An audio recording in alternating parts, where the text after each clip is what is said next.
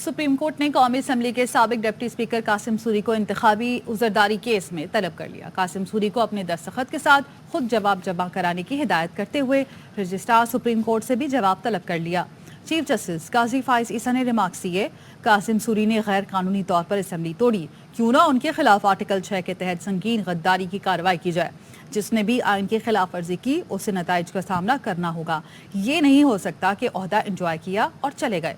अगर supreme court इस्तेमाल हो रही थी तो हम इस गलती की तस्हीह करना जानते हैं। अगर कुछ गलत हुआ था तो 2018 का पूरा इलेक्शन निकाल कर देखेंगे।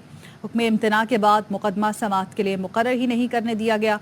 सुप्रीम कोर्ट के अंदरूनी सिस्टम के साथ हेरा फेरी की गई।